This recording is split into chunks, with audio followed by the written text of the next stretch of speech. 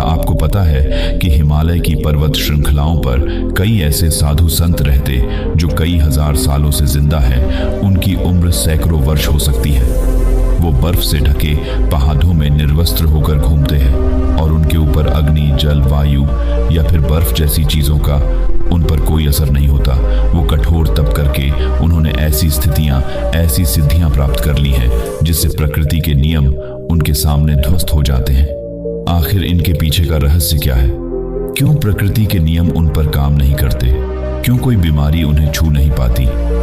आज की इस कहानी के माध्यम से हम उन योगियों की दिनचर्या, उनके खान पान, उनके योग अभ्यास के बारे में जानेंगे जो किसी को भी लंबी उम्र और निरोगी काया प्रदान कर सकती है। बचपन से ही श्याम सन्यासी प्रवृत्ति का था। एक बार बचपन में श्याम अपने माता पिता के साथ हरिद्वार घूमने के लिए गया था तो उसकी नजर तमाम सन्यासियों पर पड़ी। वह अपने माता पिता से बचकर एक बूढ़े सन्यासी बाबा के पास वो पहुंच जाता है। जब उस सन्यासी बाबा ने एक नासमझ बच्चे के हाथ में एक फल देखा तो उसके मन में उस बच्चे के प्रति प्रेम और करुणा भाव पैदा होने लगा। सन्यासी ने श्याम को अपने पास बिठाकर उसे हीर पूरी हलवा खिलाने लगे। श्याम की माँ इस बात से परेशान थी कि कहीं अगर उसके मन में भी साधु बनने की भावना आ गई तो वो क्या करेगी? वो अपने बच्चे के बिना बिल्कुल अकेले हो जाएगी। आसपास के लोगों ने श्याम की माँ को समझाने की बहुत कोशिश की। सन्यासी कोई ऐसे वैसे बाबा नहीं है। वो कई सालों से यहाँ आश्रम चला रहे हैं। जो श्याम की माँ अपने बेटे का हाथ पकड़ ढाकर उसे वहां से ले जा रही थी, तब उस सन्यासी ने बड़े ही प्रेम और करुणा से एक बात कही, जी बहन जी, आपको बच्चा बहुत गुणी है, वही होगा जो लिखा हुआ है। तुम अपने पास भाग्य को कैद नहीं कर सकते। ये बात जितनी जल्दी तुम समझ जाओ उतना अच्छा हो, उतना कम कष्ट तुमको होगा। श्याम की मां सन्यासी की सब बातों को समझ रही थी। वो जानती थी कि उनका इशारा इस तरफ खैर समय अपनी रफ्तार से बढ़ रहा था और अब श्याम बद्धा हो चुका था। उसने कॉलेज में एडमिशन ले लिया था जो अध्यात्म और मनोविज्ञान के बारे में पढ़ाई कर रहा था।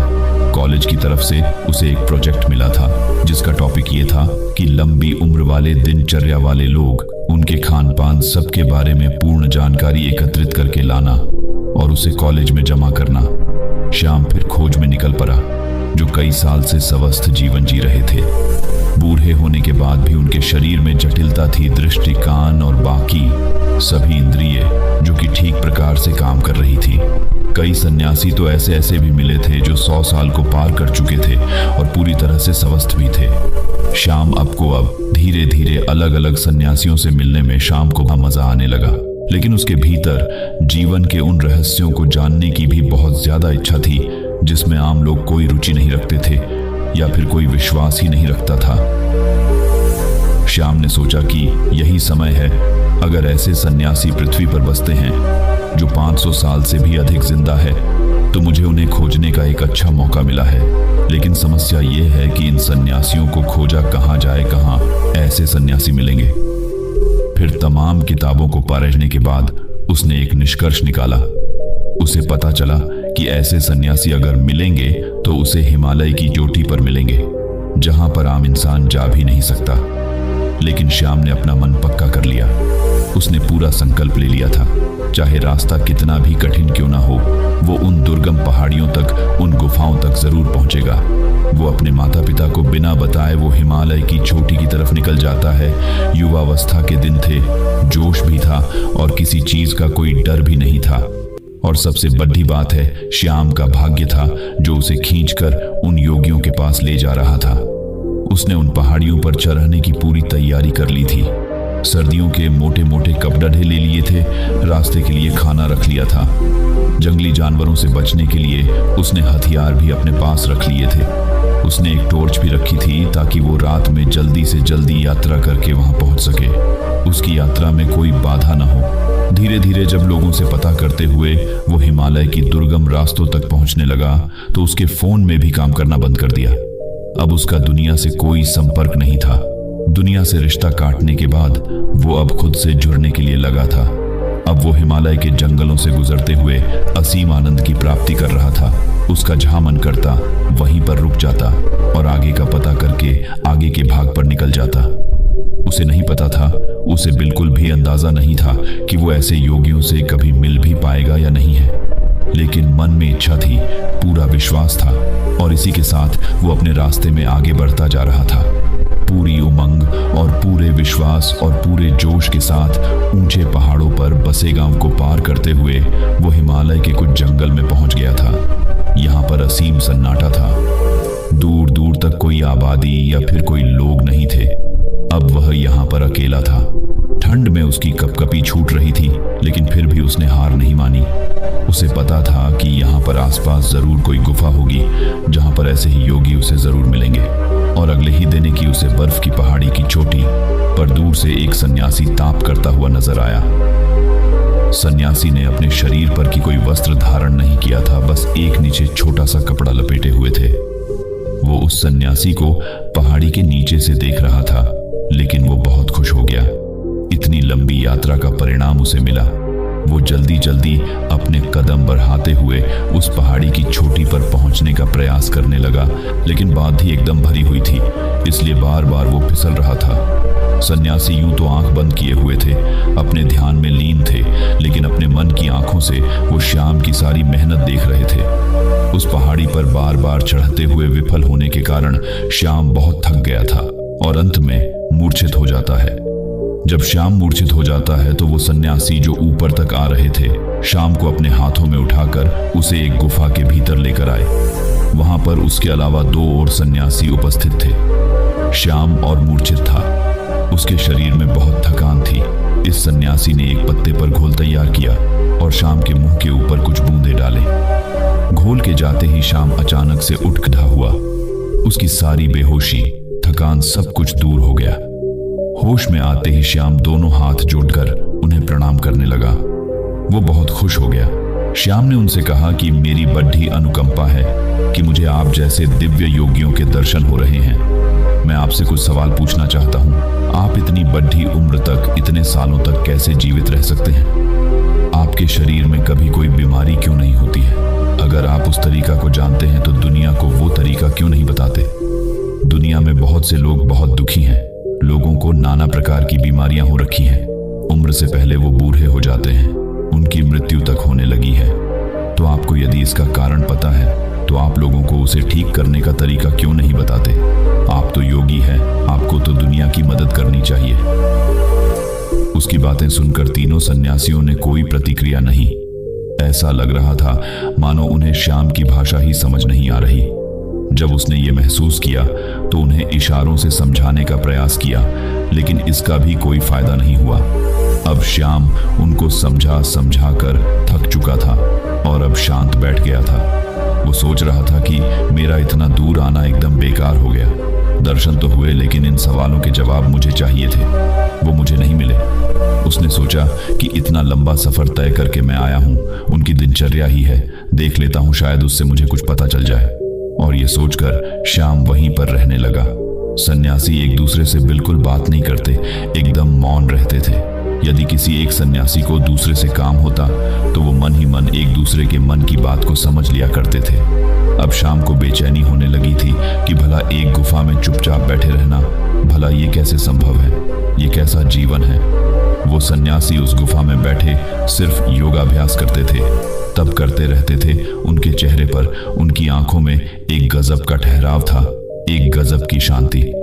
जो भी उनके मुखमंडल की आभा को, हाव भाव को देख लेंगे, वो आकर्षित हुए बिना रह नहीं सकते। श्याम ने पाया कि सन्यासी खाना बहुत कम खाते थे और जो भी बनाते थे उसे पूरे मन से बनाते थे। और सुबह सुबह मुहूर्त में उठकर ठंडे पानी से स्नान करना और सर्दियों की धूप में बर्फ पर बैठकर ध्यान साधना करना उनका रोज का काम था। 2 दिन तक उनके अनुसार काम करने के बाद वहां रहकर ऊब चुका था। वो न तो किसी से बात कर पा रहा था और न ही अपने मन के ख्यालों को शांत कर पा रहा था। 3 दिन बाद श्याम ने वहां से जाने का निर्णय किया। उसने उन सभी सन्यासियों को प्रणाम किया और उन्हें प्रणाम करने के बाद कहा कि शायद मेरा प्रणाम भी आप लोग स्वीकार ना कर रहे हो, जो कि आपको इसका मतलब ही नहीं पता होगा, लेकिन मैं आपसे मिलकर धन्य हो गया और मैं अब आपसे विदा लेना चाहता हूं। और ये कहकर अपने चेहरे पर मुस्कान लिए वो योगियों के पैर छूकर जैसे ही चलने को तैयार हुआ, तभी उसके कानों में बूढ़े सन्यासी की आवाज सुनाई दी। बूढ़े सन्यासी ने कहा कि अपने सवालों का जवाब तो सुनते जाओ। यह सुनकर श्याम बहुत हैरान हुआ। वो कुछ बोलना चाह ही रहा था, तभी साधु ने कहा कि सबको अपने मन के सभी सवालों के जवाब चाहिए, लेकिन सभी सवालों का जवाब मौन में छिपा हुआ है।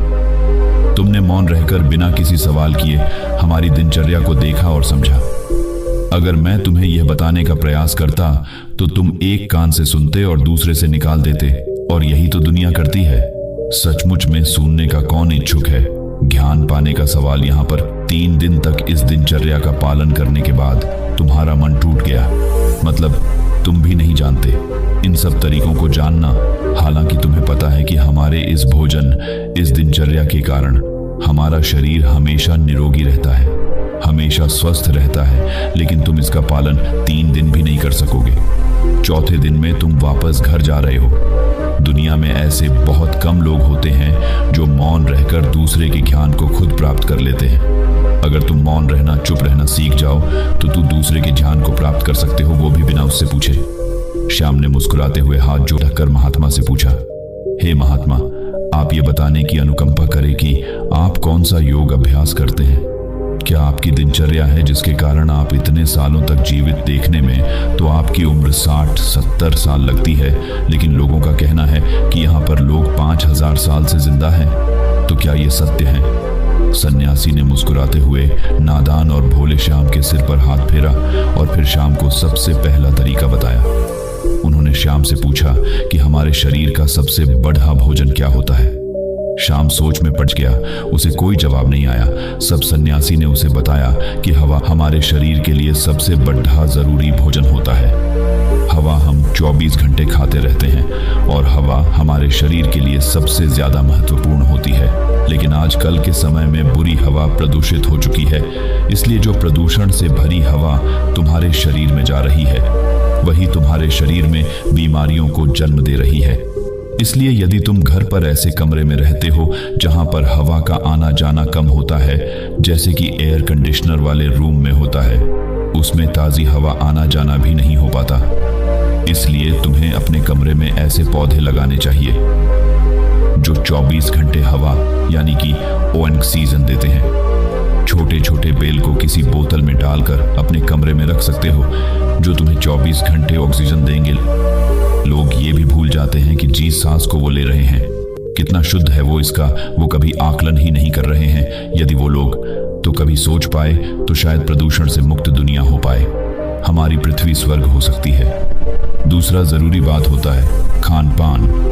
अधिकतर लोग ज्यादातर समय खाते रहते हैं, लेकिन हमारा शरीर भी एक यंत्र होता है और यंत्र को भी काम करने के लिए आराम चाहिए होता है। इसलिए हर समय खाते ही नहीं रहना चाहिए, कभी भी पूरा पेट भरकर नहीं खाना चाहिए।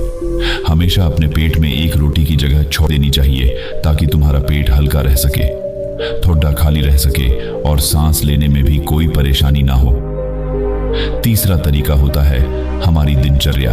सही तरह की दिनचर्या में तुम्हारा योग अभ्यास, शारीरिक व्यायाम, प्राणायाम। अगर तुम दिनचर्या के रूप में यह कर रहे हो तो तुम्हारे शरीर कभी कोई बीमारी आ ही नहीं सकती। लेकिन हम सिर्फ बहाने ढूंढते हैं, हम कुछ करना नहीं चाहते। सब कुछ हमें बैठे बैठे चाहिए और शरीर को जितना आराम दोगे वो उतना ही खराब होगा, बेकार होता जाएगा। इसलिए शरीर से हमेशा काम लेते रहो, उसमें एक आलस पैदा मत होने। दिनचर्या, हवा और खान पान, इन तीनों को तुम दुनिया में रहते हुए कैसे सुधार सकते हो, इस पर विचार करना।